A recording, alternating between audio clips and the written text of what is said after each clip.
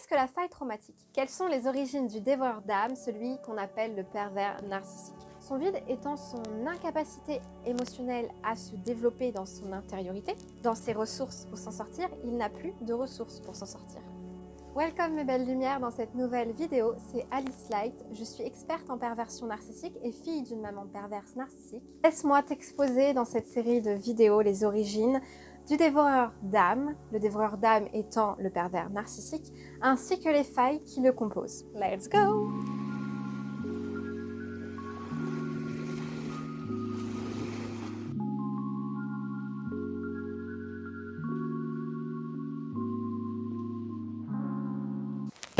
Mais avant de commencer mes belles lumières, on va faire la traditionnelle boîte à rêves.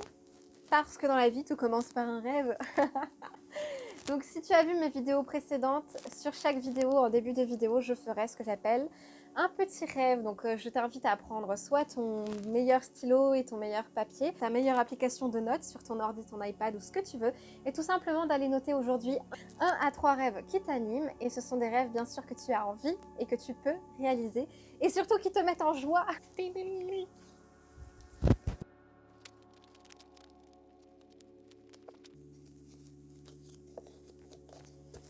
Avant toute chose, mes belles lumières, sachez que je vous présente ici des théories qui n'appartiennent qu'à moi.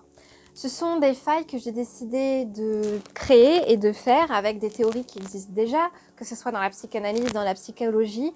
La faille de Narcisse a été inspirée par la fameuse faille narcissique dont Paul-Claude Racamier parle. Ce sont des théories que j'ai créées selon l'expérience de vie que j'ai eue. Pour moi, c'est une vérité. Mais c'est pas une vérité absolue, c'est ma vérité en fait. Je dis pas que c'est la vérité pour tout le monde et que c'est vrai pour tout le monde et que tous les dévoreurs d'âme sont ainsi, mais me concernant, c'est ce que je crois, c'est ce que je pense et pour moi, c'est ce qui est. Du coup, je vous demande de garder votre discernement et d'être conscient que ce sont des théories. Si la faille de Narcisse se passe dans l'enfance, il en est de même pour la faille traumatique. La faille traumatique, c'est la faille qui provient d'un trauma. Tout comme vous, cet enfant a été un enfant. Je le rappellerai jamais assez, mais je crois que je vais le redire très souvent dans mes vidéos. La souffrance des adultes provient de la souffrance dans leur enfance, leur enfant intérieur. Le dévoreur d'âme, c'est avant tout un enfant, un petit bout de chou qui a parfois seulement 1 an, de moins de 10 ans, qui a subi un acte très violent, un trauma, qui a fissuré à jamais le reste de son estime de lui qu'il avait malgré sa faille de Narcisse. La faille de Narcisse était déjà présente, d'accord? Il faut vraiment comprendre que pour que ça arrive, la faille de Narcisse est là. Et à cela s'ajoute la faille traumatique. Elle a douloureusement consolidé sa réalité souffrante, sa difficulté à se regarder en lui-même par rapport au trauma qui lui est arrivé et sa difficulté à regarder ce trauma et à le dépasser. La présence déjà de cette faille de Narcisse et l'événement violent qui lui est arrivé a rendu impossible pour lui en tant qu'enfant de dépasser cet événement qui lui est arrivé et donc la transformer en trauma. Mais j'appelle ça un trauma figé en fait. Vraiment un trouble de la personnalité qui peut suivre une thérapie adaptée pour développer une meilleure estime de lui, pour avoir un meilleur rapport à lui et aux autres, chez le dévoreur d'âme, suite à cette faille de Narcisse, comme la faille traumatique se rajoute, ça devient impossible pour lui en réalité de passer ces étapes-là. Suite à ce trauma qui peut être une guerre violente, pourquoi pas la famine, des parents qui meurent, un acte violent type un acte qu'il a subi, donc un viol, un parent violent à répétition, une guerre, un enfant battu, un acte que l'enfant n'arrive pas à dépasser. Et donc il reste piégé dedans dans cet acte. C'est un peu l'histoire du trauma d'ailleurs. On croit, même une fois que l'événement est passé, 10 ans après, quand on y repense, on a l'impression qu'on revit émotionnellement ce qu'on a vécu il y a 10 ans. L'enfant qui devient dévoreur d'âme, c'est un enfant qui a subi un trauma avec lequel il reste coincé et qui est par son fonctionnement, par son dysfonctionnement de son narcissisme et de sa personnalité, il reste entièrement bloqué, il ne peut pas le dépasser. C'est un peu comme s'il va fissurer l'enfant qu'il est. Quand il deviendra adulte, ce dévoreur d'âme, son enfant intérieur sera toujours coincé au même endroit. mais dans l'impossibilité d'être en contact avec lui. C'est ça la différence avec un adulte qui a vécu aujourd'hui un trauma et qui est toujours en contact avec son enfant intérieur. Même si on ne le sait pas tant qu'on n'est pas retourné en contact avec notre enfant intérieur, son enfant intérieur est quelque part en lui. La différence entre une personne normale qui a un enfant intérieur, même avec un trauma, et le dévoreur d'âme, c'est que le dévoreur d'âme, quand il est enfant, il décide et il prend la décision, c'est très important de le comprendre, d'enfermer cet enfant intérieur dans une pièce, sans porte, sans fenêtre, une pièce hermétiquement fermée, une boîte noire, complètement noire, dans laquelle cet enfant intérieur ne peut plus grandir, il ne peut plus ressentir, il ne peut plus bouger, il est complètement figé dans un espace déterminé inconsciemment par cet être vivant, par cet enfant, dans cet événement-là. Et la problématique, c'est que l'enfant en tant que tel, inconsciemment, mais ça se fait réellement, tout ça c'est dans l'énergétique, dans la psyché, cet enfant, c'est comme si il vivait ce trauma et en fait, il fait un pas de côté et il laisse une partie de lui. C'est-à-dire qu'il lui manque cette partie-là, cette partie qui est présente ici, il va continuer sa vie sans cette partie-là, sans cet enfant intérieur qui est coincé. Et il ne pourra jamais ouvrir la porte parce qu'il a décidé d'enfermer cet enfant dans un endroit où il n'aura plus jamais accès. Cet enfant est coincé dans une pièce où il ne bouge pas, où il ne ressent pas, où il ne parle pas, il ne dit rien, il ne bouge plus, il fait le mort. C'est comme un système de défense qu'il a mis en place pour essayer de s'en sortir. Un système de défense qu'il utilise parce qu'il est déjà défaillant à l'intérieur de lui et qu'il n'a pas les clés en main pour gérer ça. Cette souffrance est tellement violente que, en fait, cet enfant, dans sa réalité émotionnelle, se coupe de ses émotions définitivement. Entendez bien ce que je dis, il bloque le compartiment sentimental de son être, un peu comme si il stoppait l'action de son cerveau limbique. Bon, son cerveau continue de fonctionner. Mais quelque part, c'est comme on pourrait imaginer que son cerveau limbique est lui aussi dysfonctionnel et comme s'il y avait un court-circuit et il n'a plus accès aux sentiments d'amour, de bienveillance et il se coupe de toute émotion. Donc, il se coupe aussi de toute émotion positive. On entend souvent dire que le pervers narcissique est vide. En soi, c'est pas que le pervers narcissique est vide, c'est qu'il a enfermé ce plein de vie quelque part où il ne veut plus jamais y avoir accès, il ne veut plus jamais y entendre parler. Donc oui, c'est une forme de vide. Car si tu t'arraches une partie de toi, tu crées un manque. Ce manque est une sorte de vide. Mais ce vide doit être rempli parce que tu ne peux pas vivre avec une partie de toi-même en manque. Et ben en fait, il rentre en état de survie parce qu'il lui reste pas grand-chose, faut dire. Si déjà tu es dysfonctionnel dans ta personnalité, dans ton narcissisme, ton ego qui lui cherchera toujours à faire en sorte que tu survives, ton inconscient et ton ego vont vraiment trouver des techniques qu'on ne peut pas imaginer pour que tu puisses ne pas mourir, vont interagir. Donc tout ça, ça se fait de manière inconsciente. Il rentre complètement en état de survie, un peu comme s'il désactivait son cerveau limbique et il active en permanence son cerveau reptilien. D'où le fameux scanner reptilien que je vous présenterai plus tard, parce que son cerveau reptilien, quelque part, est très actif. Je me demanderais vraiment ce que ça donnerait des IRM, des études au niveau du cerveau sur le cerveau limbique et sur le cerveau reptilien. Je pense qu'on verrait quand même des différences avec une personne quand elle est dans l'amour ou quand elle est dans la souffrance. Il y aurait quand même des différences perceptibles, je pense. Ce qui fait que quand il va réagir, il réagira toujours dans un premier sens par état de survie et non plus avec intelligence sociale et émotionnelle comme une personne normale le fera. C'est ce qui explique tous ces comportements et tous ces actes et toutes ces paroles qui sont souvent humiliantes, dénigrantes et terribles à vivre quand on est avec lui, tout simplement parce que quelque part, je vous ai dit, il est en souffrance intérieure éternelle puisqu'il bloque son enfant dans une souffrance intérieure éternelle. Et en quelque part en rupture avec son propre enfant intérieur, avec ses émotions. Il est vraiment en rupture avec une partie de lui-même. Clairement, c'est un peu comme s'il se scindait, sauf que cette partie, bien évidemment, est toujours présente en lui. Mais je vous l'ai dit, elle est vraiment complètement coincée.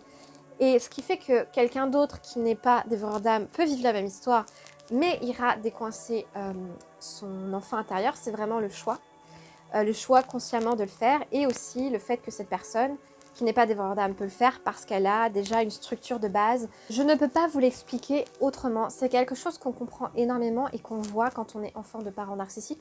C'est très perturbant parce que quand on grandit en tant qu'enfant avec ces parents-là, On a beau être plus jeune que lui, il est plus jeune que nous. Je ne peux pas vous expliquer concrètement parce qu'encore une fois, ça se vit. Mais je vous assure que c'est observable quand vous les fréquentez à huis clos, mais quand on les fréquente vraiment, donc c'est du tous les jours. Je vais vous faire une définition extrêmement simplifiée du trauma. Bien évidemment, le trauma est un sujet complexe et je ferai des vidéos dédiées à ce sujet parce que je trouve ça important de vous expliquer ce qu'est un trauma, aussi bien par rapport à ce que je vous raconte aujourd'hui, mais par rapport à vous tout simplement parce qu'on est... Je ne crois pas qu'il existe une personne sur la planète qui n'ait pas de vécu de trauma et un trauma, ça peut être beaucoup de choses. Alors, qu'est-ce qu'un trauma ? C'est un événement qu'on vit à un instant T, donc qui a un début et une fin. C'est ce que nous dit Cyrine Benmamou qui nous explique dans ses vidéos. Et donc il y a plusieurs types de traumas. Il y a le trauma court, donc en fait par exemple ça peut être un accident de moto, un accident de voiture. Il y a aussi les traumas répétitifs et sur du long terme, ce que vivent donc les enfants de parents toxiques et violents. Et ce que vivent les enfants bien évidemment de parents dévoreurs d'âme, de parents pervers narcissiques. Donc ce sont des traumas répétés. C'est comme si, alors j'en ai discuté avec une amie, donc Sandrine, merci si tu passes par là. C'est un peu cette histoire du, imaginez votre parent vous brûle le bras, puis il vous soigne, puis il vous brûle le bras, puis il vous soigne, puis il vous brûle le bras. Et vous n'avez pas le temps de guérir du fait que vous avez été brûlé, de vous en remettre, qu'il vous soigne, et aussitôt soigné, il vous rebrûle derrière. C'est une torture en fait. Les enfants de pervers narcissiques, les enfants de dévoreurs d'âme, vivent cette torture au quotidien et elle est répétée et sur du long terme jusqu'à ce qu'ils coupent les ponts avec le pervers dévoreur d'âme. C'est quelque chose que j'ai vécu et qui est encore difficile pour mon cerveau à comprendre que ça ne se reproduira plus parce que tout se joue au niveau du cerveau et on verra plus tard pourquoi. Donc ces traumas répétitifs et à long terme engendrent ce qu'on appelle le syndrome post-traumatique complexe. Je vous ferai aussi une vidéo à ce sujet. Un trauma, ça peut être donc n'importe quoi. Ça peut très bien être un viol ou un viol à répétition, comme ça peut être ou une tempête ou une guerre ou une opération. Par exemple, vous êtes en accord avec le fait d'aller vous faire opérer et vous savez comment ça va se passer, mais au fond de vous, votre corps, votre conscient et votre inconscient le vivent quand même comme un trauma parce que ça reste un acte qui vous choque ou qui est violent pour vous et qui est difficile à accepter, à accueillir et à dépasser. Donc vraiment, tout peut être un trauma. En fait, ce qu'il faut bien comprendre, c'est la souffrance de l'instant vécu qui va déterminer à quel point cet instant vécu sera traumatisant ou pas. Le degré de souffrance, je pense, va vraiment favoriser la puissance du trauma. Donc pour moi, c'est vraiment le rapport de la souffrance à l'événement qui va rendre difficile l'évacuation, on va dire l'accueil, l'acceptation et le dépassement du trauma. Ça ne veut pas dire que vous devez vous sentir coupable si vous avez un trauma et que vous n'arrivez pas à l'accueillir. Vraiment, aucune culpabilisation là-dessus, ne vous culpabilisez pas. Vous n'avez pas besoin de ça. Ce dont vous avez besoin, c'est déjà voilà, de vivre votre histoire. Et je ne peux pas vous donner de conseils en fait, je ne suis pas là pour ça, mais vivez votre histoire comme vous le ressentez, comme vous en ressentez le besoin. Si c'est pas ok, c'est pas ok, d'accord? Eh bien, c'est ok que ce soit pas ok. Je ne sais pas comment dire d'autre. Du coup, qu'est-ce que ça veut dire quand on est traumatisé? Quand on est traumatisé, ça veut tout simplement dire que l'événement qui est fini, puisque je vous ai dit que c'est un événement qui a un début et une fin, quand vous y repensez, aujourd'hui, alors que vous l'avez vécu il y a 5-10 ans, vous ressentez les mêmes émotions, le même choc, le même état peut-être de sidération, ou le même état de colère, ou le même état de peur, où votre corps va se crisper parce que ça se voit beaucoup sur le corps. Personnellement, c'est plus comme ça que je repère que j'ai des traumas. C'est mes réactions physiologiques qui me font réagir. Ça dépend de vous. Si, quand vous y repensez, vous êtes dans le même état émotionnel que le jour où vous l'avez vécu, il est fort probable que votre trauma soit encore présent et que vous êtes donc encore traumatisé. Alors que l'événement, il est fini, d'accord? L'événement, il a pris fin techniquement dans la réalité de votre vie. Il n'existe plus, il est passé. Mais vous ne l'avez pas dépassé. Ce qui fait qu'il est choisi inconsciemment pour se sauver, pour survivre, que son ego et son inconscient sont intervenus de cette manière, à se diviser dans sa propre intériorité avec son enfant quand il est enfant, c'est que en fait, ce trauma a été tellement violent pour lui à l'instant T qu'à aucun moment il n'arrive à le dépasser, ni hier, ni demain, ni aujourd'hui. Alors vous allez me dire, oui, mais moi j'ai vécu la même histoire que lui, que elle. D'ailleurs, il a reproduit la même chose qu'il a vécu sur moi en tant qu'enfant. D'accord, certes. La différence principale, comme je vous ai expliqué, c'est que contrairement à vous, lui, il a une faille de narcisse. Comme je vous l'ai dit, ce qui caractérise le dévoreur d'âme, c'est qu'il n'arrive pas à faire face à lui-même.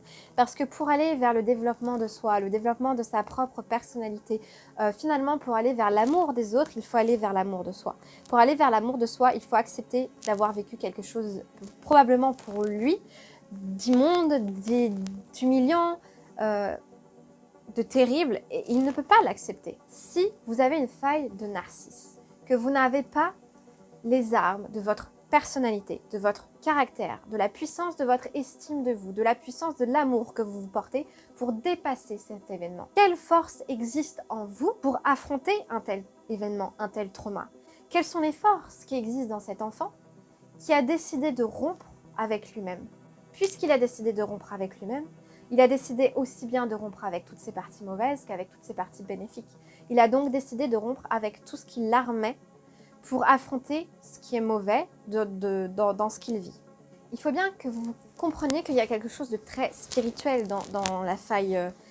La faille de Narcisse, elle est beaucoup dans la psyché, c'est beaucoup de la psychanalyse, on va dire, alors que la faille du trauma, c'est quand même un événement qui est technique et qui se produit, et un rapport entre la personne en tant qu'individu dans son émotion avec l'événement. Là, on est dans le réel, mais il y a quelque chose quand même de très spirituel qui dépasse cette réalité émotionnelle et qui est en rapport avec la divinité intérieure de chacun.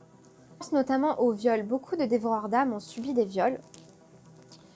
Des attouchements dans l'enfance, c'est aussi l'une des choses qui peuvent très vite rendre un enfant dévoreur d'âme. Je ne dis pas qu'il n'y a que ça, mais soyons honnêtes, le viol est une arme de guerre et c'est aussi une arme de pouvoir. Le viol est un pouvoir. La sexualité peut à la fois être la sexualité sacrée, on en reviendra plus tard, mais aussi peut être une arme utilisée par les parents, par la famille ou lors des guerres pour dominer quelqu'un, pour détruire quelqu'un à l'intérieur de lui. Pour le plaisir de prendre, de voler l'énergie intérieure, l'énergie sexuelle de quelqu'un, qui sont des énergies dans le monde spirituel à l'origine de la vie. L'énergie sexuelle, c'est quand même quelque chose d'extraordinaire, mais une fois qu'elle est détournée, qu'elle est volée, qu'elle est violée, c'est un déséquilibre qui attend la personne dans sa propre énergie et surtout dans sa divinité intérieure, c'est-à-dire dans la puissance qu'elle est en tant qu'être vivant, dans la personne qu'elle est, dans sa puissance intérieure en tant qu'individu, en tant qu'être, en tant qu'enfant, dans sa propre divinité quelque part, si on peut mettre des mots un peu métaphoriques dessus. Un enfant qui subit ce genre d'événement et qui n'est déjà pas construit au niveau de sa personnalité et de sa psyché, mais aussi qui est déconstruit dans sa force intérieure, pour ne pas devenir dévoreur d'âme, il faudrait affronter sa souffrance. Ça n'est pas possible pour lui, puisque dans son narcissisme, il n'en a pas les capacités. Il va se retrouver quelque part confronté à son propre vide. Comme il a enfermé une partie de son propre enfant dans un espace auquel il n'a plus accès, rendant cet espace inaccessible, rendant cet espace invisible à lui-même, il est confronté à plus rien. Il manque une partie de lui. Il est confronté à son propre vide quand il est face à son trauma. Où est le soi qui pourrait l'aider à aller de l'avant? Il n'y en a plus. Son vide étant son incapacité émotionnelle à se développer dans son intériorité, dans ses ressources pour s'en sortir, il n'a plus de ressources pour s'en sortir. Là où vous avez des ressources pour vous en sortir par rapport à ce trauma aussi bien réel dans la réalité que dans votre inconscient, il n'a pas de ressources, il n'y arrive pas, ça n'est pas possible pour lui. L'enfant intérieur se trouve dans le noir, comme figé, dans un espace-temps émotionnel qui ne bouge plus, immuable, inviolable quelque part. Il ne peut pas le conscientiser, il ne peut pas le dépasser. C'est ça qui est important de comprendre, il ne peut pas le conscientiser. Il ne peut pas grandir, il ne peut pas accueillir la violence du trauma, il ne peut pas accueillir les émotions, qu'elles soient positives ou négatives.